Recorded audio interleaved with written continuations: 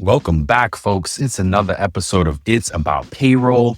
Man, what is going on, Walt? I'm good, man. But nah, just taking it day by day, man. This year is flying by.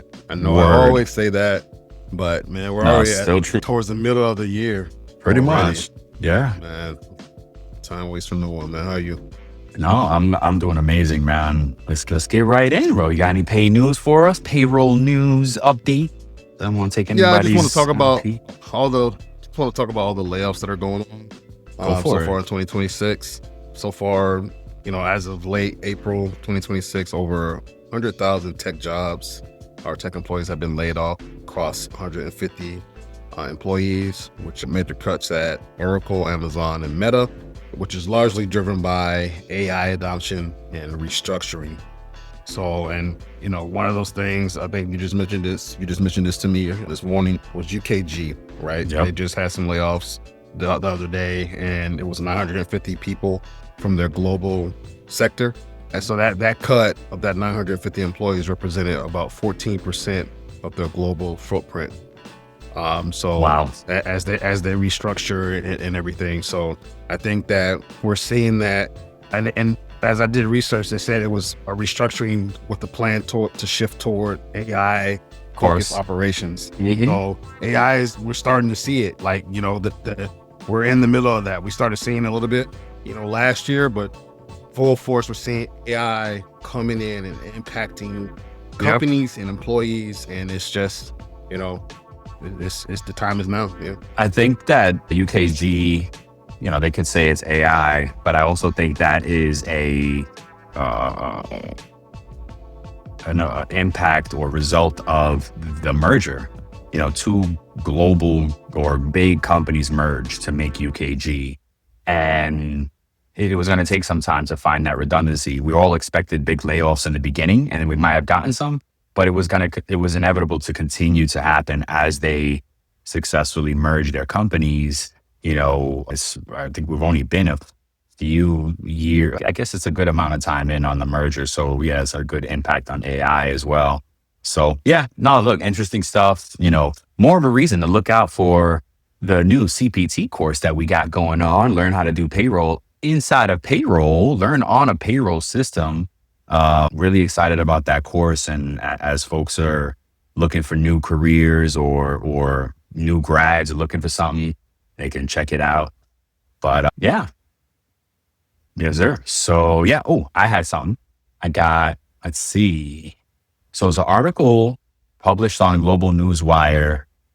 Loyal but looking. Today's workforce is keeping its options open. And this was a survey done by iSolved. And the key takeaways are that happy employees are still ready to leave. So the study says 90% of employees are happy in their roles, yet 58% plan to apply for a new job within the next year. The big takeaway, job satisfaction does not automatically mean retention. Another next point is employees feel stuck even when they are not unhappy. The article points to stagnation fatigue. Employees want better pay, career growth, advancement, and clearer paths forward. Employers need to focus on development, mobility, and future opportunity, not just whether employees seem satisfied today. You can think about. And last one, as it impacts payroll specifically, yes, payroll matters. Payroll was one of the clearest warnings in the article, as we say a lot on this show. 63% of employees have experienced payroll or pay issues. 53% said a payroll mistake would make them look for a new job. Just one, right? This is the strongest payroll takeaway. Payroll accuracy is directly tied to employee trust and retention. We've said it many times.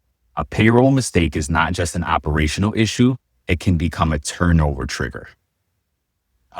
So yeah, payroll is not just back office function. According to iSolve, more than half of employees say that a payroll mistake would make them consider looking for another job. So think about that, payrollers. And I mean, not that if you're good, if you've been doing it any amount of time, you're good at it, you know that very clearly. But just to reiterate, and that study was just done. So this is fresh info.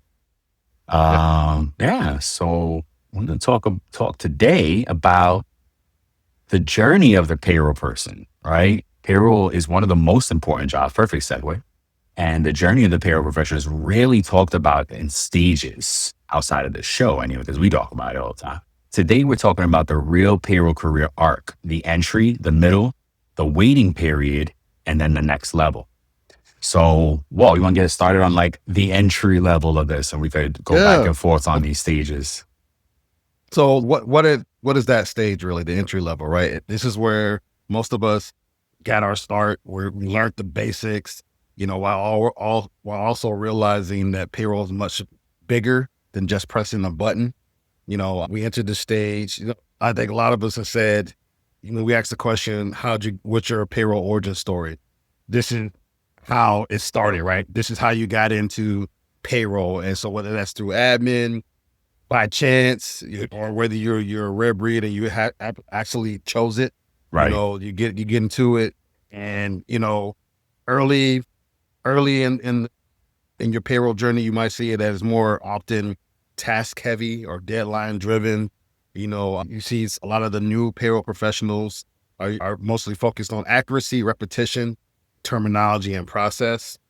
And I think you don't appreciate, or you may underestimate how much compliance risk sits inside those seemingly small tasks, right? Mhm. So, and your confidence as a payroll pro may not be as high, because usually, one mistake can have real impact or affect real people and their pay, right? Right. So this is where you learn, about payroll calendars, cutoff times. You start to understand deductions, taxes, garnishments, time cards, pay statements.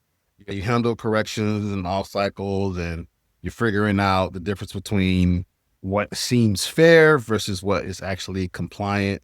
Realizing that payroll is very detailed work, especially under pressure. And before I pass it on to you, or if you have anything to add, I think a lot of people, what they may get wrong here is that thinking that the faster you are, uh, that overrides the accuracy of it, right? So 'cause sometimes I remember for myself, we had a bunch of payrolls to process. We had the deadline to meet, and we had to get it done as quickly as possible, right? And Mhm. so I I developed, I would say it was a bad habit. I thought it was a skill at first that I would be able to be done. And I had to learn to kind of like balance myself out. And it still happens to me a little bit now, where I'm just working so fast to get something done that, I had to double check myself and make sure that everything is accurate. Earlier in my career, I just wanted to make sure everything was done to push it out the door, because I had 100 more payrolls to process. I had 115 clients, 1,500 employees. Yeah, there were small entities and stuff like that, but there were so many of them that you had to get all of them done by what Tuesday or Wednesday of the week, right? Hey, everybody. Got a quick question for you. Is your job easy, stress free, and full of rainbows and sunshine every single day? Yeah, I'd say that's a big fat no. Hi, I'm David Noe, host of Speakeasy HR, presented by Payroll Partners, and proud to be part of the Work Defined community. Take a step down into my Speakeasy live on LinkedIn and YouTube, where we tackle HR and business challenges through raw, uncut, unfiltered conversations. This is HR like you've never heard it before, bold, real, and full of practical takeaways. Real guests, bold insights, authentic conversations that drive change. Catch every episode on demand through your favorite podcast platform or all the content at speakeasyhr.com. And another thing that you can go wrong in this area is assuming that the system is always right. Right? I think a lot of times when you're in the entry level, you just think that, oh, the manager's handling that. I don't have to check that, and the system's going to calculate everything correctly. That's not always the case. And believing that payroll is just admin work, you know? And I think the biggest piece to take away from this is not asking questions. You don't ask enough questions Oh because you yeah. don't want to look inexperienced, right? So ask away, because this is the best time Yep. to do it. Absolutely. So what about you, man? You want to get on the middle part of it? Or you have anything to add to that entry level? No, you covered it well. Yeah. Yeah. So yeah, of course, the middle part of it So what stage is this really? This is where payroll pros become reliable, experienced, and increasingly valuable. They know enough to carry real responsibility, but they may not be operating strategically yet. And it's interesting because we spoke about that with John and Tammy, the authors of an upcoming book called Payroll Like a Boss. And it's basically a guide to strategic payroll, right? How to be strategic. And I think Bart Vanderstorm also covers a bit of that in his book as well, Payroll Minds. And it's just getting folks to think outside of just the operational of it. And I need to get gross to net properly, or, it's beyond accuracy, right? It's beyond being quick. Is just what now? You have to be more strategic, right? You have to get your business acumen, I say a fancy word. Learn about the business you're in. What does the company do? How does that, are there any operational things that can impact how the payroll processes, and try to understand what those impacts might be? I'll give you a good example. In retail, it's heavy punching in and out. In retail, it's heavy part-time, right? Whereas in education, it could be heavy full-time, not as many part-time, depending on where in education, because you get in the college level, it could be a lot of, what do they call it? Ad hoc professors, and those are kind of like a lot of part-timers. Point is, you need to learn all those nuances. In a factory, you got to punch into that system, and oh gosh, if you get paid by piece and you're hourly, like that is a whole nother calculus, right? You have to understand that business impact. So, some of the truths of this stage is that, you often become the payroll person now that everybody's relying on. There is not just doing paperwork and payroll, it's troubleshooting. It's explaining and communicating. I love the statement that I learned recently. It was like, communication is compliance. And that for payroll is absolutely true. So you kind of learn what that means. You learn how to fix things, and better, you learn how to protect and avoid the errors from continuing to happen. Right? So another thing is learning how to be cross-functional. How do you, something that Trista said, all roads lead to payroll. And it's absolutely true. So how do you work with all those roads? It's operations, it's accounting, it's HR, it's all the things. How do you work with these different departments to make sure everything is flowing? Understand how payroll's impacting them.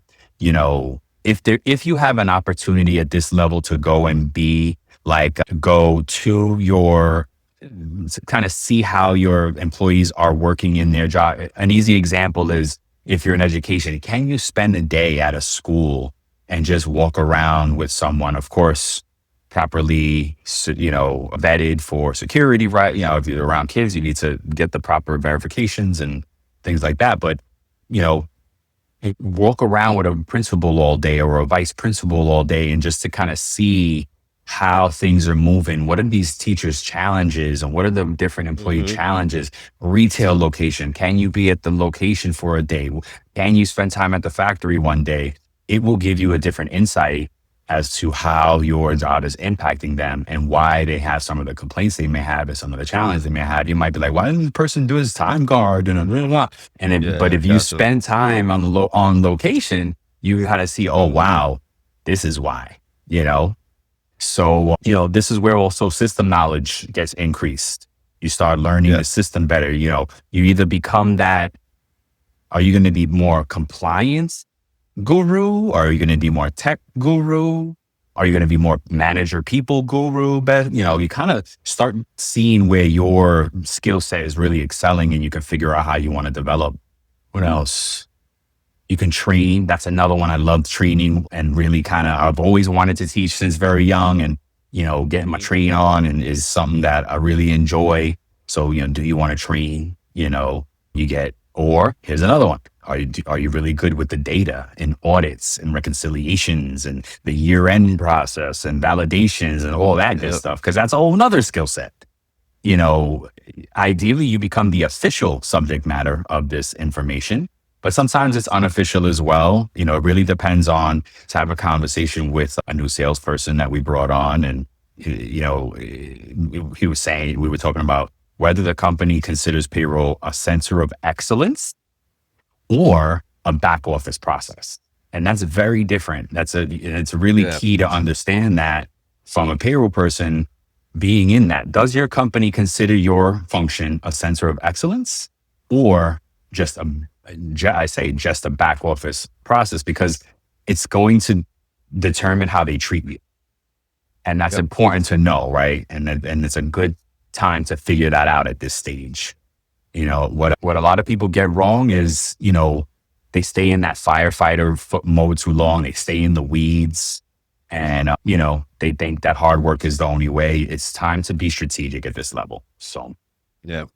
yeah, that's it, man. That's what I think. So I think one thing that you mentioned here that I would like to just say, like, Of course. it's where you become a stronger payroll pro. You know what I'm saying? You start proving yourself. You are really honing in on those habits, Mhm. good or bad, right? You either or you start to prepare yourself for. I heard background. Or you start to prepare yourself for leadership, or if you're developing bad habits, you might find yourself getting burned out by them. Mhm. So, so I'm gonna look at the next level. I'm really excited about this next level, or I'm really excited to talk about it, right? Because I've experienced this in my own career when, trying to grow and trying to get to the next stage, right? So it's the waiting period. And this is kind of where you may feel stagnated, or you might feel, frustrated, or you would feel like your career might be stalling a little bit. I know there's been other people in this field that they kind of just shot up the ranks quickly. And then after they made it up quickly, it's just, okay, what's next? Or you've been in that payroll support role the majority of your career, and you're like, okay, I want to get into leadership or management. I've experienced that myself, right? Where, imposter syndrome set in because I wanted to advance myself and, see myself get into management, but I always had those roadblocks, I don't want to get too deep into that because, there was other reasons for that, why that occurred, right? And it was just people, poor leadership, or whatever, or small team structure. Sometimes having a small team, there might not be a clear path for you to get into management, especially if there's only 3 of you at your company and you already have a payroll manager, and you're already a payroll admin or payroll administrator or senior payroll administrator. You might, find yourself getting frustrated by that, right? You you might get frustrated by the lack of mentorship. We've talked to other people who said they've had terrible managers in place that didn't want to teach them anything, that would kind of just try to protect their job. And so, no, this is me. I'm not going to show you anything because, it's job security for me. Hi, I'm Carmen Hudson. I'm the host of the Recruiting Book Club, and we're starting our 2nd season. I'm so excited to bring to you another set of guests of recruiters who have written books. We are excited to have some very special guests this season. We've got Shally, we've got Craig Fisher, James Ellis, and quite a few other people that we're going to bring on board to tell us about what they wrote, why they wrote it, and maybe we'll veer off into a conversation about recruiting on all types of topics and subjects that happen in our industry. So I hope you can join us. I'm excited. You know what I'm saying? So, like, there are times where you are ready for more. You have the broader skill set to move, and it might just be you're in the wrong environment, right? And no matter how patient you are, that will never fix that as long as the wrong leadership hierarchy is in place, right? So what may happen at this stage of stagnation or frustration, you may go from feeling like the go-to person, or you might start feeling like the go-to person, but not the promoted person. You may start feeling like you're trusted with the problems and fixing them, but not included in the strategy, right? You may go from seeing less experienced people advance because they communicate their value better. So there might be somebody who knows how to negotiate, better than you do. And you see them get advanced or you see them get the salary that they want, right? And you're fairly frustrated. And so that's another opportunity for you to up your skills, up your level up a little bit, right? And so you can find yourself also maybe potentially getting burnt out from having all that high responsibility work without the authority, right? Say, for instance, I can give an example about myself where I wanted to change how things were run at a company that I was at, but because I was not in the management role at that company, all my suggestions were like batted down by the guy who was there because he wanted to just kind of, he wanted he wanted to be the face of the team instead of like a collaborative environment. That's what it was, right? So what makes this stage dangerous, before I pass it to Brian, as he talks about the next level, you want to make sure that you avoid the cynicism, right? You want to make sure you avoid becoming disengaged, the quiet resentment, right? Losing confidence. You don't want to mistake comfort for stability either, right? And the last thing, I think the most important thing, is that you don't want to start believing that growth is not possible in payroll. You may just need to get out and apply yourself somewhere else. You're on mute.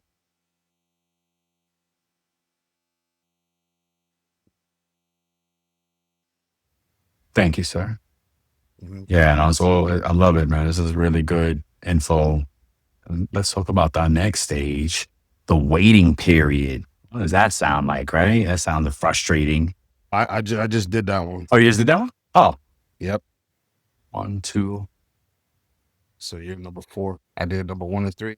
Did number 2. Oh, so okay. Number 4. My bad. Delete this section. Edits. 4. All right. Stage 4, the next level. One of my favorite hip hop songs is called that. That's the name. The next level.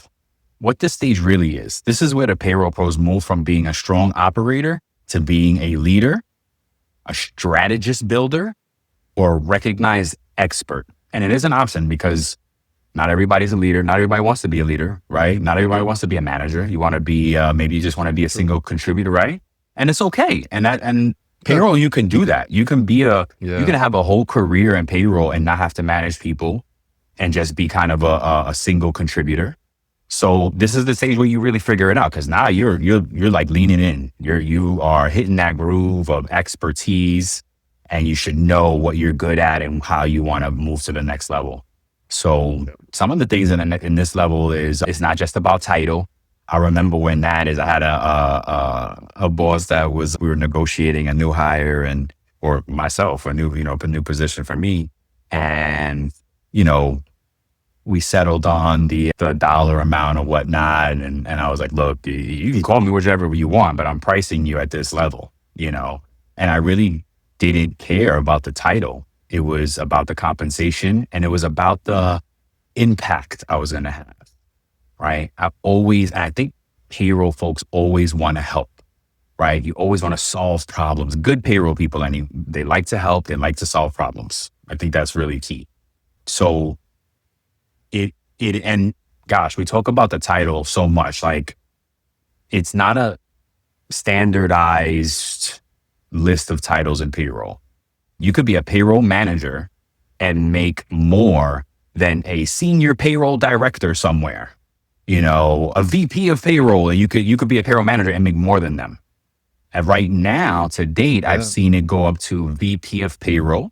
There are conversations out there how we want to see chief payroll officers going forward in the future. If you own your own business, you can coin yourself the chief payroll officer. If you want to say something more, I feel like you wanted to say something. No, you go. Okay. So, and it usually requires a shift from doing the work well to building the environment where you can be, where the work can be done well by others, right? Wow. You become that payroll architect, a moniker that I think I'm gonna run with. Leadership in payroll means owning outcomes beyond processing. So, and this refers to not just being a leader of people, but a leader in that one role. And I forget who we were talking to in the show that was saying you can be a single contributor and still be a leader. You know what I mean? And not have people. Yeah. right? And not having people reporting to you, because having people reporting to you just makes you a manager. It doesn't make you a leader, right? You have to have followers to be a leader. And, you know, be careful, because if you become a leader and you don't have any people that report to you, you could become a little threatening and dangerous to folks. People get threatened, like kind of, you know, egos start becoming things, and, oh, whoa, this person's leading my people. I'm supposed to be leading them. Just be careful with that. You know, hopefully you're not in an organization like that, but it happens. You know, at this stage also, people are expected to influence policy, technology, risk management, controls, staffing, and cross-functional alignment. See how we talked back in the other stage, you start getting exposed to the cross-functional, start thinking about the cross-functional. When you get to this stage, you could actually dictate how it should work and who should be involved, right? Because you should know who the players are, the stakeholders, right? Mapping those stakeholders to different departments and knowing, oh no, that department really doesn't have a stakeholder in this. They kind of roll up to this, and then, you know, I don't. So, you know, if you can exclude them, you know, but again, you're deciding, you're creating that alignment, and technical skills really matter. Judgment, leadership, communication become even more important. You're senior at this level, right? You've been in the game for a while. So those are some of the things you got to think about. Let's see. What else? Anything you like at this level that we want to talk about, Walt? Pace of change in the world of business is fast, and that drives incredible complexity for the world of human resources.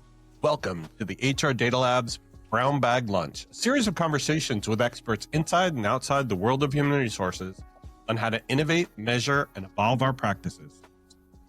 Our goal is to help provide you with practical examples of how HR has to change and to meet in this complex business environment.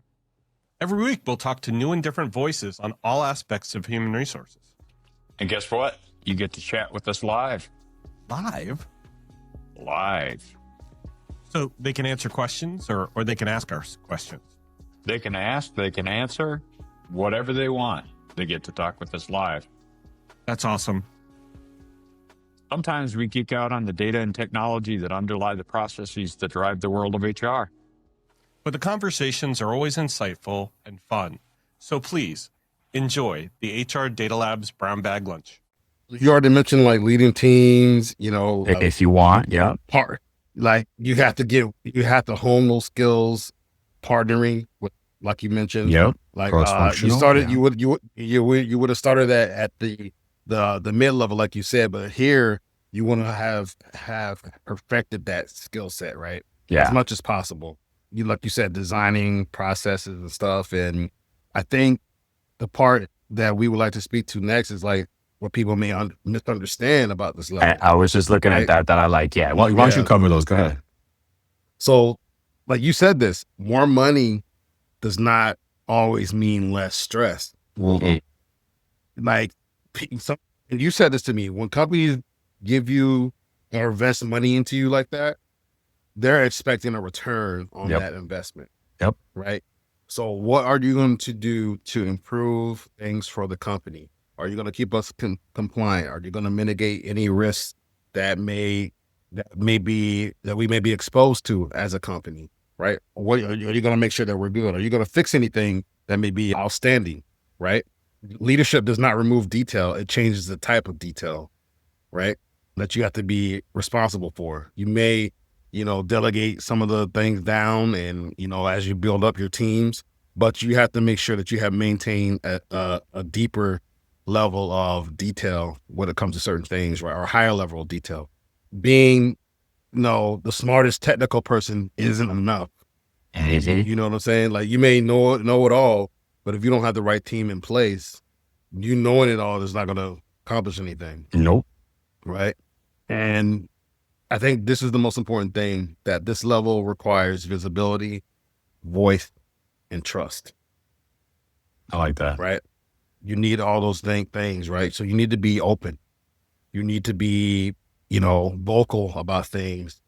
And at the end of the day, because of those things, your company hopefully is going to trust you, right? Like you may have somebody in place that only see things their way, but you know, it is what it is, man. So You know what it is too? You made me think about something with the trust, and maybe they, if they don't understand payroll, it's hard to trust anything or anybody. And sometimes we take that personal, right? But we have to keep in mind again. So, and it's a good conversation at this level, because you need to learn that. Does your leader, right? Because unless you own the business, you're still going to have a boss. And if not, even if you do own your own business, do your clients understand payroll? Yeah. If they don't, you're going to have a challenge, right? Because now you have to kind of start and plan every conversation to be teaching as you go. And if they're not open to that, it becomes very tough. It's like an uphill battle, and it's a challenge. So that's something you got to do, is kind of figure out your leaders or your clients, do they have a good grasp of payroll? And if not, how do you help them bridge that gap? And are they open to it? And then how do you talk to them so that they understand? I've had to, read and use ChatGPT to help me. Wait, how do I bridge the gap? Because sometimes I have such a hard time talking to someone that doesn't know payroll and teaching them about payroll, in that. And you know what? Let me even be better. Someone that is pushing back on it, right? They're being kind of I've even tough. I think I learned this from you, right? It's that I've even had to get even more granular, because human to human, like trying to communicate human to human sometimes is just difficult. Yeah. So it can make sense to us, but we have to make it make sense to them. Exactly. Right? So, great point. You're the one who's always said that, right? Make it make sense to them, right? And so that's to the point why you would use maybe an AI assistant, like say, hey, help me explain this to someone in layman's doesn't understand. That doesn't understand, so they can get a clear understanding of what I'm trying to say. Because you can say, oh, that's just your 401k, and they're like, well, what is 401? Yes, so, that's right. It's exactly right. Man. So look, man. So look, as we, what strong takeaway do you want to take away from this? I think the biggest thing with this level is that it begins when you stop asking, how do I get payroll done? Right? Now you've crossed that, you've gone into, and you start asking, how do I build payroll to scale, protect business, and develop people? And then figure out which one it is that you want to do in there, because those are very different things, and they will dictate what career path you want to go down. And I think now it opens up another opportunity in the age of AI and payroll. Right? That's a good point, man. That's a good point, because the payroll pilot. Those are three very different things: building it to scale, protecting the business, or developing people. What if you already have a good set of team members, processors? You're just struggling protecting the business, or any mixture of those different things. Yes, right? Figure it out, and then again, which one do you like? Because if you're looking to grow and go somewhere else, then you can figure out, okay, I want to zero in on one of these things. So it's a great one. Let's close it up. As we close it out and get into this fun segment for the last 5 minutes here, the payroll journey is not always fast, but can be meaningful, right? Each stage, even the waiting period, can have a lesson for you. And as long as you don't get stuck in believing that any individual stage that you're in, that you have to stay there, you'll be fine. So don't have that limiting belief about that. I think, oh, this is the only thing this is all I can do, especially if you're aspiring for more. If you just want to stay, hey, entry level, mid level, and you're fine with that, it pays the bills, and you're happy and you're okay, that's fine. Do you, boo, like they say. So just go from there. So we're gonna close it out with a fun segment called "I Should Have Known Better." It's a couple of different examples for us to read from and see if you identify with any of these. I think there's 10 of them. So I'll do the first first 5. And mix it up. If you have something real from you, right? Throw it in there. Yeah. So, should have known better. Okay, the segment is called I Should Have Known Better, Payroll Edition, right? So I should have known better than to trust a handwritten time card with no totals. Yeah, right. You should have pushed it back, say, hey, there's no totals on this. Doesn't it's not work. signed. Yeah. So just I understand you were trying to be nice. No but puede. Yeah. So I should have known better than to trust the system, right? We mentioned that earlier, right? So that's something that you just can't trust the system. I made that mistake and I got dinged for it early in my career. I got, it got written up because I assumed the system was correct, right? I should have known better than to start year-end cleanup in December. Oh, you want to get ahead of it as much all as year possible. long.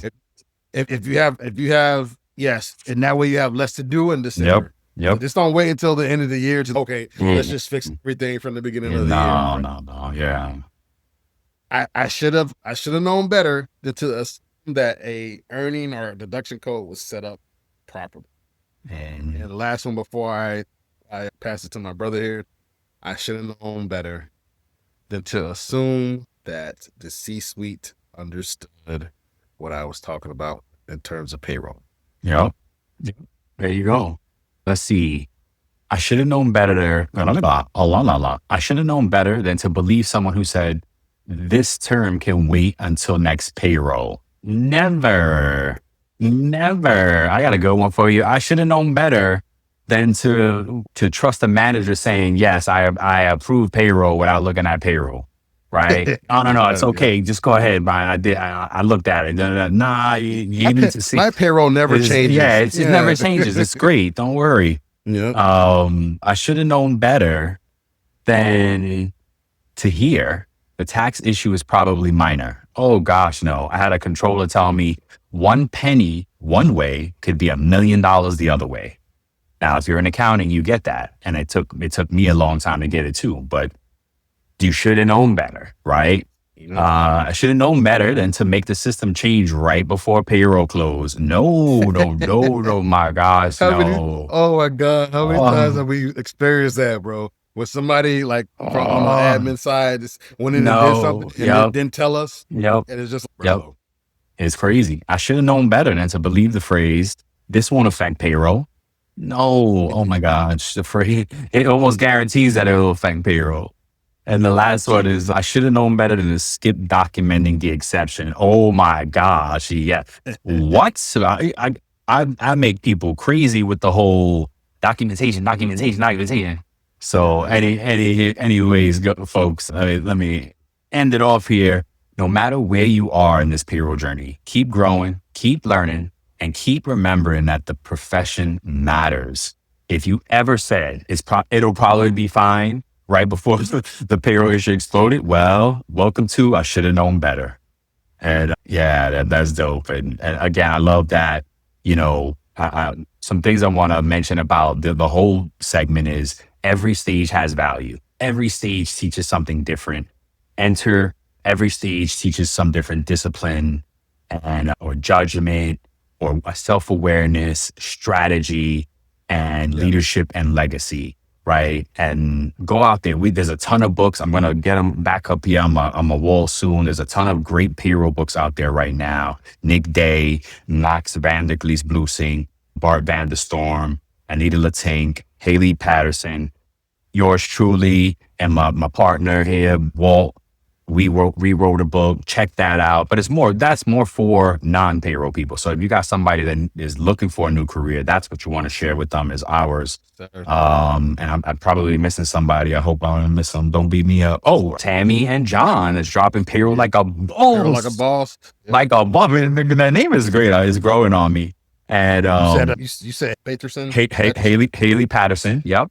Haley Patterson's book. And actually, we need to drill into it because it's really from a consultant, perspective and the value of payroll, right? And it's so yeah, I'm really excited about this year and as we develop and look out for the things that are coming, folks. Welcome to Payroll Universe. We love you. Till the next time. Tell a friend, subscribe, share, all the things, folks. Peace. Peace. Nice.